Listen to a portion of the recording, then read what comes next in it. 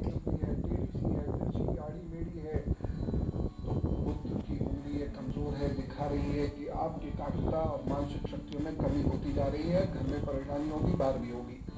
बुद्ध की यदि उंगली बहुत ज्यादा नुकीली एकदम पतली से आगे से नोकदार को जाती है, इसका भी ये अर्थ है कि आपकी एकाग्रता में कमी होगी, आपकी मानसिक शक्तियों में कमी होगी, काम में मन नहीं लगेगा। यदि बुद्ध की उंगली यहाँ से एकदम चपटी हो जाती है, बहुत चौड़ी हो जाती है, एकदम चपटी और मोटी सी हो जाती है, ये भी मानसिक शक्तियों में कमजोरी की निशानी है। और ऐसे लोगों को भी काम में दिमाग लगाने में बहुत मशक्कत करनी पड़ती है। बुद्ध की उंगली का नाखून यदि बैंगनी हो रहा है तो शरीर में कोई ऐसा रोग पनप सकता है जो आपकी मानसिक कार्य करने की कुशलता को बहुत हद तक कम कर दे। इसलिए आपको कुछ उपाय अवश्य करने होंगे, नहीं तो आपको थोड़ी सी उम्र बढ़ने पर बहुत समस्याओं का सामना करना पड़ेगा। और उपाय कितने सिंपल है, रोजाना आंवले और बहेड़ा का सेवन कर दिया करिएगा। गुड़ जरूर खाइए, जो शुद्ध गुड़ होता है, शुद्ध गुड़।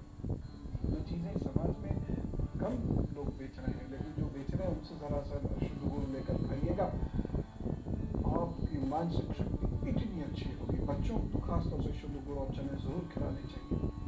शहद का दान कर दें बुधवार को, और रात में रोजाना शहद चाट का शहद देखिए। शुद्ध शहद जो होता है ये भी आपके ब्रेन को अद्भुत रूप से सशक्त करता है, इसलिए रात को शहद चाट कर सोया करें। बात में ध्यान पे आ जाएगी। क्यों आ जाएगी? क्योंकि बुद्ध की कमी से हमारे अंदर एंजाइटी बहुत होती है, हमारे अंदर बिखराव बहुत होता है, हमारे अंदर सोच बहुत होती है, काम करने का मन नहीं होता। लेकिन हम इधर उधर 100 लोगों से 100 किस्म की बातें करते रहते हैं, लेकिन फोकस होकर एक भी बात नहीं करते। इसीलिए ध्यान जरूर करना चाहिए। बुद्ध जब भी जिन लोगों का कमजोर है उन लोगों को गहरी सांस लेके छोड़ना चाहिए, नहीं तो ऐसी ऊट पटांग बातें ऐसे लोग करेंगे और समाज में और घर में हंसी का पात्र बनेंगे। धीरे धीरे फ्रस्ट्रेट होने लगेंगे, गुस्सा बहुत ज्यादा करने लगेंगे, चिड़चिड़ाने लग जाएंगे। 10 दिन में कई बार ऐसे करें, अभी करके देखें, तुरंत करें और देखिए कितनी तेजी से फायदा होगा, एकदम मानसिकता बदल जाती है। ओम बुद्धाय नमः का या ओम बुद्धाय नमः का जब जरूर करें।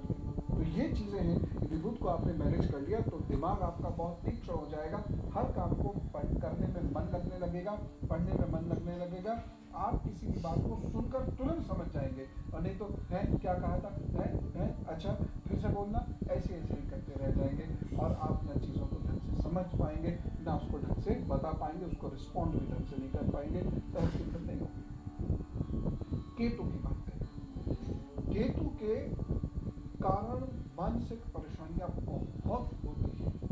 पॉजिटिव है तो आपको बहुत हाई साइकिक एनर्जी देगा, बस एक क्षण ऐसा ध्यान लगाएंगे और दूसरे के बारे में सब कुछ समझ जाएंगे, बहुत कुछ परेशानियां आपके अपने आप आपके दिमाग में आ जाएंगी। लेकिन यदि केतु अच्छा नहीं है तो बहुत सारी परेशानियां दिमाग में होंगी। इसके कारण हम वो काम भी नहीं कर पाएंगे जिन पर हमारा जीवन निर्भर करता है। जी हाँ, नौकरी जिस पर जीवन निर्भर करता है, काम में मन नहीं लगेगा, दफ्तर जाने की इच्छा नहीं होगी। पढ़ना जिस पर जीवन निर्भर करता है, हम पढ़ना नहीं चाहेंगे। किसी व्यक्ति से बात करके जिससे हमारे सारे काम हल कर हो सकते हैं, उस व्यक्ति से हम बात नहीं करना चाहेंगे। इतनी परेशानी बताइए, जिस काम से हमारे जिंदगी की डोर जुड़ी हुई हो और उसी काम को हम ना करना चाहें। बच्चों को पालने से हमारे घर गृहस्थी वंश की डोर जुड़ी हो, उसी को हम ना कर पाए। घर गृहस्थी चलाने के लिए धनार्जन से जो डोर जुड़ी हो वही ना कर पाए तो क्या होगा? ये केतु की खराबी की वजह से होगा। और यदि कुंडली में चंद्रमा को कोई शुभ ग्रह या नक्षत्र ताकत नहीं दे और राहु केतु चंद्रमा के साथ योग करें तो मानसिक व्यवहार असंतुलन भी दे सकता है। ऐसे लोगों को सिजोफ्रेनिया, ADHD, OCD इत्यादि की प्रॉब्लम्स हो जाती है। उपाय है और चीजें बिल्कुल ठीक होती है। जब केतु खराब होता है तो कल्पनाओं में भी वासना देता है, जिससे मन और शरीर दोनों खराब होते हैं, शक्ति कम होती चली जाती है और मानसिक शक्ति बहुत कमजोर हो जाती है। ऐसे लोग बस इंटरनेट के टेलीविजन पर भी वासनात्मक चीजें तलाश कर रह जाते हैं और धीरे धीरे उनके काम करने की इच्छा ही समाप्त हो जाती है। शरीर और मन में शक्ति नहीं रह जाती कुछ सोचने समझने की।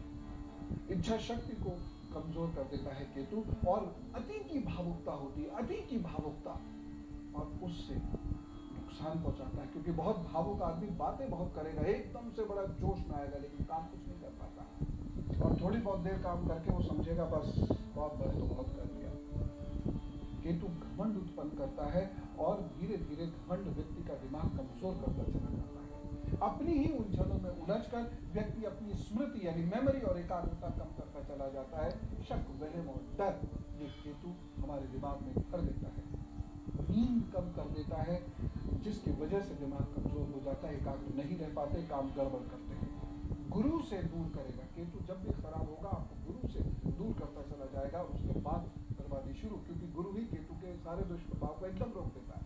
ऐसा कि आपको ऐसा केतु आपको गुरु से ही दूर कर देगा, जिससे वो आपको बर्बाद कर सके। बिना अर्थ के वक्त बर्बाद करना सिखाता है केतु, लेकिन कुछ उपाय इसके यदि आप कर लें, प्लीज कर लीजिएगा, तो आप इस समस्या से जूझना बंद कर देंगे। क्योंकि ये यंगस्टर्स में, खासतौर से युवाओं में समस्या, 35 साल तक के 36 साल तक के युवाओं में समस्याएं बहुत बढ़ रही है, इसलिए उन्हें ये उपाय अवश्य कर लेने चाहिए।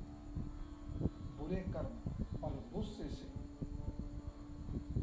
केतु और मजबूत होकर दुष्परिणाम देता है, इसलिए गुस्सा और दुष्कर्म छोड़ दीजिएगा। माथे पर केसर का तिलक रोजाना धारण करना शुरू करिए, केतु पॉजिटिव होगा। गले में चांदी और सोने की चेन को मिलाकर पहने, या फिर एक चेन ऐसी बनवा ले जिसमें 50% चांदी 50% सोना हो, गले में पहने शनिवार को, केतु पॉजिटिव होगा। अगर बहुत परेशानी है, घर में कुत्ता पाल लीजिए। खराब मित्रों का साथ दिलाता है बुरा केतु, खराब मित्रों का साथ छोड़ देंगे, केतु ठीक होना शुरू हो जाएगा। मूलियों का दान मंगल और शनिवार जरूर कर दिया करें, केतु अच्छा होगा। जो लोग सीढ़ियों के नीचे खाना पकाते हैं, उनका केतु उनको मानसिक समस्याएं दे देता है। जो लोग अपशब्द का प्रयोग करते हैं, गाली गलौज करते हैं, उन लोगों का केतु उन्हें बुरे परिणाम बहुत देता है। जैसे भी हो सके ससुराल से संबंध बना के रखने का प्रयास करें, चाहे लड़का हो या लड़की। और एक बार ससुराल से या तो कोई चीज, सोने से मतलब नींद यानी पलंग इत्यादि, पलंग वगैरह ससुराल से आप ले लीजिए, या गद्दा चादर आप उपहार में ले लीजिए। ये कार्य जरूर कर लीजिएगा ससुराल से पलंग, गद्दा, चादर लेने का, केतु अच्छे परिणाम देगा। यदि केतु के कारण मानसिक कष्ट है, काम से मन नहीं, काम से मन दूर भागता है, तो नीले या काले वस्त्रों से बचिएगा। और साथ ही साथ केतु के मंत्र का जप जरूर कर लीजिएगा। ओम केम केतुवे नमः, ओम केम केतुवे नमः, ओम केम केतुवे नमः, बच जाएंगे सब परेशानियों से। और अब जान लीजिए हफ्ते भर में जो आने वाले विशेष दिन हैं, क्या है उनका मुहूर्त जिसमें विशेष काम करना है।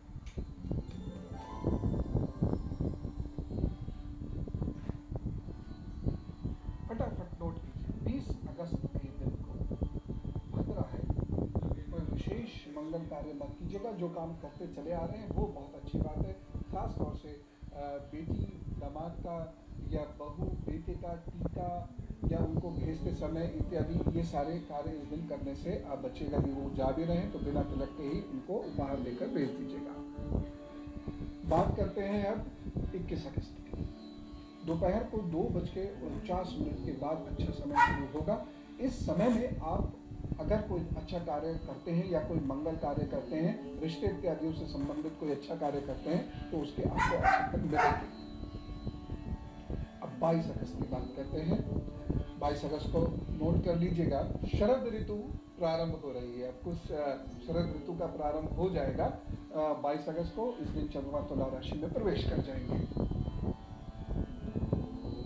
अब अगली तिथि आप नोट कीजिए, रवि योग होगा 23 अगस्त को। यह सूर्योदय से शुरू होकर 1:13 तक रहेगा। इसमें यदि आप कोई उपाय करते हैं या कोई विशेष कार्य प्रारंभ करते हैं, भवन वाहन संबंधी यदि कोई कार्य 23 अगस्त को आप करते हैं, तो 1:13 तक उसको प्रारंभ कर दीजिएगा। ईश्वर कृपा से अच्छे परिणाम आपको मिलेंगे। यदि बेटा बेटी की शादी कर रहे हैं तो सूर्य पूजा कराने के लिए 1:13 से पहले तक का समय बहुत अच्छा है। 24 तारीख का नोट कीजिए, सर्वार्थ सिद्ध योग है। 11:51 से पूरे दिन ये रहेगा। और इसमें थोड़ा सा ध्यान ये जरूर रखिएगा कि सुबह 8:26 से शाम के 7:23 तक भद्रा भी रहेगी। सुबह 8:26 से शाम 7:23 तक इस भद्रा में रिश्तों से संबंधित कोई मंगल कार्य ना करें तो अच्छा रहेगा। भवन वाहन खरीदने संबंधी कार्य ना करें। हाँ, बातचीत जरूर कर सकते हैं। 26 अगस्त को नोट कीजिए, सर्वार्थ सिद्ध योग है। सुबह 9:16 से प्रारंभ होकर ये पूरा दिन रहेगा। ये दिन कोई विशेष कार्य, मंगल कार्य करने के लिए, कुछ विशेष चीजें खरीदने इत्यादि के लिए बहुत अच्छा है। तो इन मुहूर्तों को आप जरूर नोट कर लिया कीजिए। अच्छे काम में अच्छा मुहूर्त भी मिल जाए तो कार्य बहुत अच्छा हो जाता है। तो आज हमने बात करी जो बहुत महत्वपूर्ण थी कि क्यों हमारे मन की शक्ति कमजोर होती है, एकाग्रता इत्यादि कमजोर होने की वजह से हमें बहुत प्रॉब्लम्स होती है।